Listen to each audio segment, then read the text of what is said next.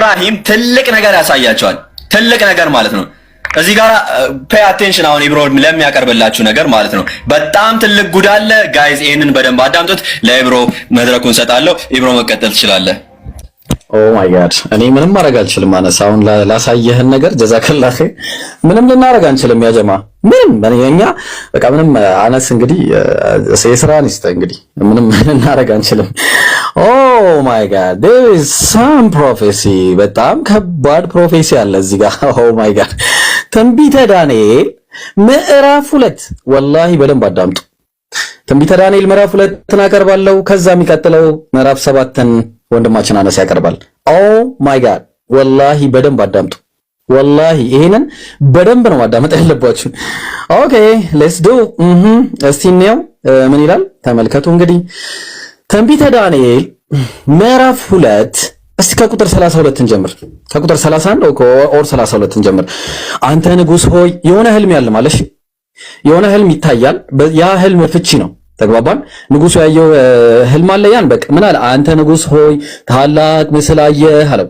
ይህ ምስል ታላቅ ብልጭልጭታው የበዛ ነበረ፣ በፊትም ቆሞ ነበረ፣ መልኩም ግሩም ነበር አለ። በነገራችሁ ላይ ሐዲስ አለ። ሐዲሱን ምናልባት አነስ ታቀርበዋለህ ኢንሻአላህ። እኔ ቀጥታ ወደዚህ ልግባ። ከዛ በኋላ ምን አለ? የዚህ ምስል ራስ ጥሩ ወርቅ ነው አለ። ምን አለ? ጥሩ ወርቅ። ራሱ ምንድነው አለ? እንዳትረሱ ወርቅ ነው ራሱ። ራሱ ምንድነው? ወርቅ። ኦኬ እንቀጥል። ከዛ በኋላ ደረቱና ክንዶቹም ብር፣ ሆዱም ወገቡና ናስ ናቸው አለ። ሆዱ ምንድነው? ያው ተመልከቱ፣ ይሄው ናስ ነው። ይሄ ብር ነው ማለት ነው። ተመልከቱ፣ ደረቱ ምንድነው? ብር ነው እንዳትረሱ። ከዛ በኋላ ሆዱና ወገቡ ምንድነው? ናስ ነው አለ። ናስ ተግባባን። እሺ ምንድነው? ናስ። ተመልከቱ፣ ይሄው ናስ ነው። ተመልከቱ ሆዱ። ኦኬ እንቀጥል። ከዛ በኋላ ጭኖቹም ብረት፣ እግሮቹም እኩሉ ብረት እኩሉ ሸክላ ነበር አለ።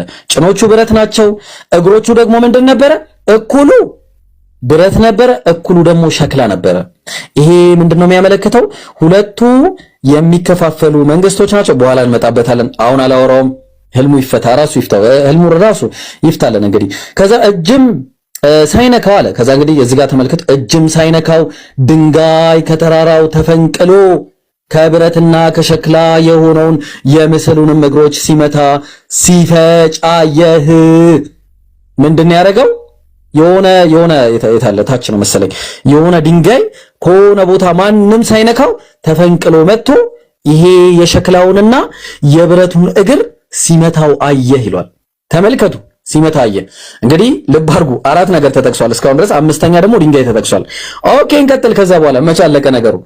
ከዛ በኋላ ሲፈጭ አያለ መምታት ብቻ ሲፈጭ። ከዛ የዚያን ጊዜም ብረቱና ሸክላው ነሐሱና ብሩ ወርቁም በአንድነት ተፈጩ አለ። ምክንያቱም ልክ ሲወርቁ ሁሉም አንድ ላይ ስለሚወድቅ ማለት ነው። ከዛ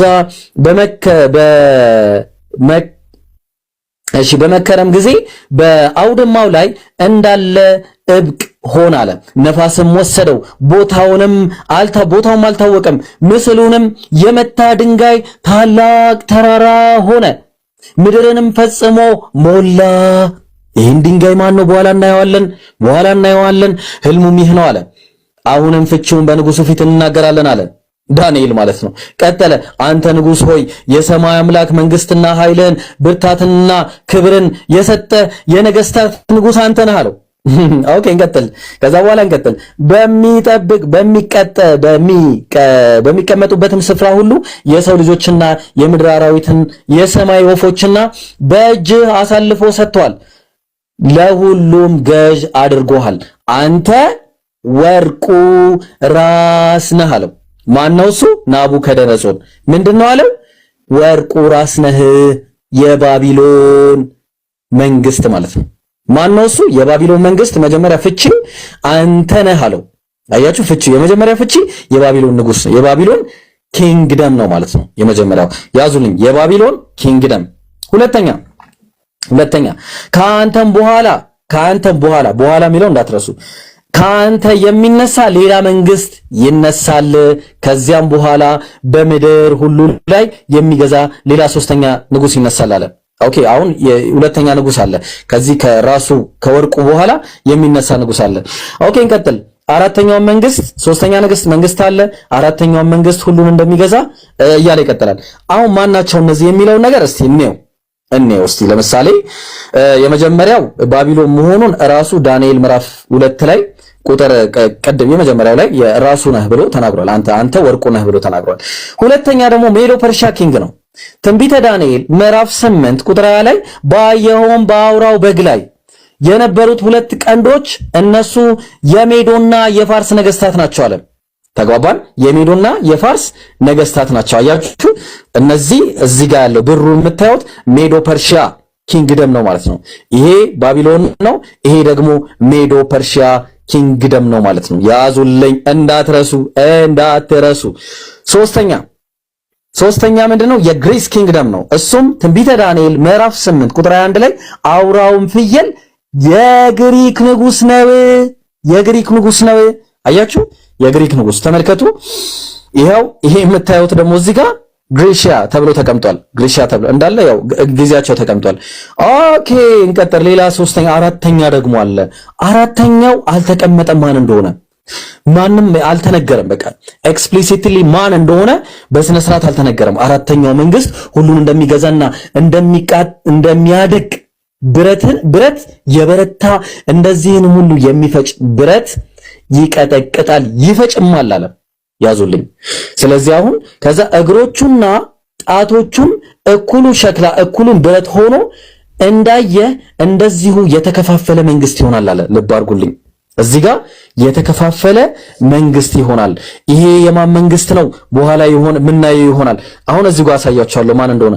አራተኛው ንጉስ አራተኛው ኪንግደም የሮም ኪንግደም ነው። ኬት አባክ አመጣ ኢብራሂም? ኬት አባክ እናምጣ።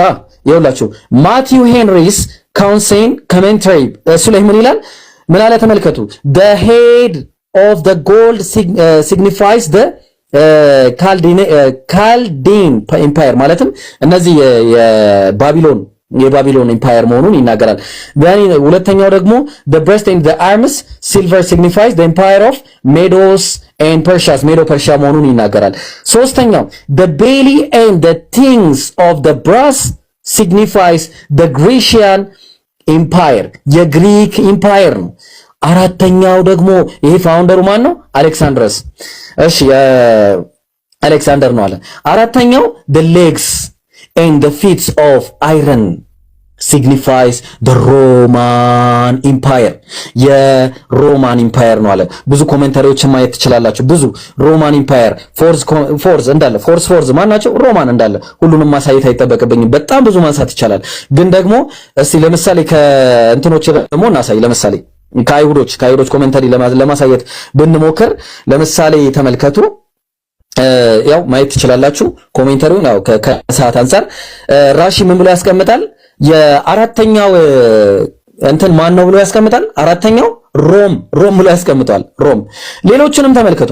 አንድ ብቻ ልጥቀስላችሁና ከቸርች ፋዘርስ ከነሱ ከሚቀበሏቸው አጌነስ ሄረሲስ ቡክ እንግዲህ ተመልከቱ። ቡክ 5 ቻፕተር 26 ላይ ምን ብሎ ያስቀምጣል? ሮማን ኢምፓየር ብሎ ያስቀምጣል። ሮማን ኢምፓየር የሮማን ኢምፓየር። ሌሎችንም እንደዚህ ማየት ይቻላል። አሁን ጥያቄያችን ምንድነው ነው? ለምንድን ነው ሮማን ኢምፓየር መሆኑ ምን ያደርግልካል ኢብራሂም? ምንድነው የሚያደርግልህ? እንቀጥላ እንግዲህ አሁን እንቀጥል። እንግዲህ ሮማን ኢምፓየር ከሆነ እዚህ ጋር ለሁለት ይከፈላል ተብሏል። እንግዲህ በኢስትና በዌስት ኢስት ሮማን ወደ ኢስት እና ሮማን ኢምፓየር ወደ ዌስት በመደረግ ተከፍሏል ማለት ነው። ተግባባን? የሮም ኢምፓየር በሁለት ተከፍሏል። የሮም ኢምፓየር ለምን ተከፍሏል? ለሁለት። መጽሐፉ ምን ይላል? እንውስቲ። እሺ እኩሉ ሸክላ እኩሉን ብረት ሆኖ እንዲሁ የተከፋፈለ መንግስት ይሆናል አለ። የተከፋፈለ አያችሁ፣ ብረቱም ከሸክላው ጋር ተደባልቆ ተደባልቆ እንዳየው የብረት ብርታት ለእርሱ ይሆናል አለ። እግሮቹም ጣቶቹ እኩሉ ብረት እኩሉ ሸክላ እንደነበሩ እንዲሁ መንግስቱ እኩሉ ብረት እኩሉ ደካማ ይሆናል አለ። አያችሁ፣ እኩሉ ብርቱ እኩሉ ደካማ፣ ከፊሉ ኢስትና ዌስት በመባል ደካማና ብርቱ በመባል ይታወቃል ማለት ነው። ብረቱ ከሸክላው ጋር ተደባልቆ እንዳየ እንዲሁ ከሰው ዘር ጋር ይደባለቃሉ አለ። ነገር ግን አለ፣ አሁን በዚህ በደንብ አዳምጡ።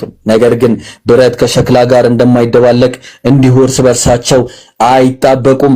ሁለቱ የተከፋፈሉ የተለያዩ መንግስቶች ይሆናሉ። ሮማን ኢምፓየር ከዚህም በዚህም ነገስታት ዘመን በእነዚህ ነገስታት ዘመን በዚህ ሮማን ኢምፓየር በገዛበት ጊዜ ላይ የሰማይ አምላክ ለዘላለም የማይፈርስ መንግስት ያስነሳል። ከሮማን ኢምፓየር በኋላ ያስነሳል። ለሌላ ህዝብም የማይሰጥ መንግስት ይሆናል። እነዚያንም መንግስታት ሁሉ ትፈጫቸዋለች፣ ታጠፋቸውማለች፣ ለዘላለምም ትቆማለች።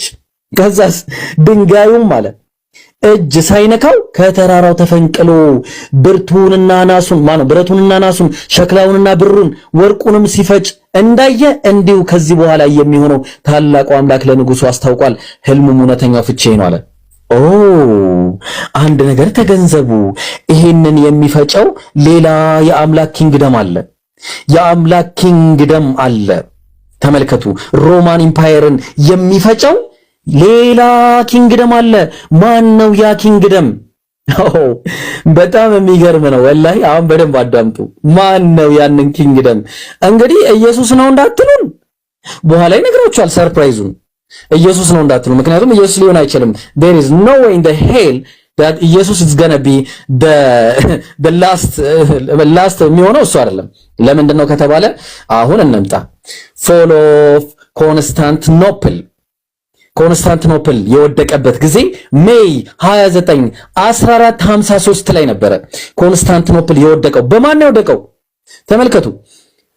ይሄ ኮንስታንቲኖፕል ማለት ሮም ነው። እሺ እንዳትረሱ፣ ሮም ናቸው። ከዛ ኮንኩስት ኦፍ ኮንስታንቲኖፕል ባይ ሱልጣን ሙሐመድ II of the Ottoman Empire በኦቶማን ኢምፓየሮች ለመጀመሪያ ጊዜ ሙስሊሞች ያሸነፉት የሙስሊም ኪንግደም ነው ማለት ነው። ሱብሃንአላህ ተመልከቱ። መጀመሪያ ምን አለ? ክራይስት ኪንግደም አለ። ክራይስት ኪንግደም እንደምታውቁት ዲቪዥን ኦፍ ሮም አለ። ሮም ለሁለት የተከፈለችበት ጊዜ አለ። ቅድም ያየነው ማለት ነው። ሮም ለሁለት የተከፈለችበት ጊዜ አለ። ሮም መከፈሉ አይደለም የሚገርመው። ሮም ከተከፈለ በኋላ በዚህ ጊዜ ውስጥ the fifth kingdom መነሳት አለበት ግዴታ። ይሄ ፊፍዝ ኪንግደም ማን ነው ብለን ስንል የሚነሳው በዛ መሃል ኢስላሚክ ኪንግደም በ622 ሲኢ ላይ መነሳቱን ታያላችሁ። በ622 ሲኢ ላይ ይሄ በ395 ኤዲ ላይ ምን ተነስቷል? ሮም ዲቪዥን ኦፍ ሮም ተነስቷል። ከዛ በ622 የኢስላም ኪንግደም ተነስቷል። ታዲያ ማን ነው ይሄንን ሮም ድንጋዩን የፈጨው? ማን ነው? ማን ነው? ይቅርታ ማን ነው ብረቱንና ሸክላውን ፈጭቶ ሁሉንም እንደገና ዶጋመድ ያረገው ከተባለ the kingdom of Islam when በ1453 fall of Rome ማለት ነው። ሮማውያን የወደቁበት ኤክስ የሆኑበት በሱልጣን ማን ሙሐመድ II ኦቶማን ኢምፓየር ምን አደረጉ? ፎል አረጋቸው ማለት ነው። ጨረሷቸው። ተግባባን? አገሪቷን ወሰዱ። ከዛ በኋላ ገዙ። መግዛት ብቻ ሳይሆን ይሄንን ሁሉ ኪንግደም የምታዩት ይሄን ሁሉ ኪንግደም ገዙ። ይታያችኋል? አረንጓዴው እንዳለ አረንጓዴውን የገዛው የኢስላም ኪንግደም ነው ማለት ነው። ሱብሃንአላህ። ታዲያ ከዚህ የበለጠ ምን አይነት ፕሮፌሲ እናምጣላችሁ? ምን አይነት ፕሮፌሲ ነው የምትፈልጉት ማለት ነው? እና በጣም ብዙ ነገር ነው ያለው።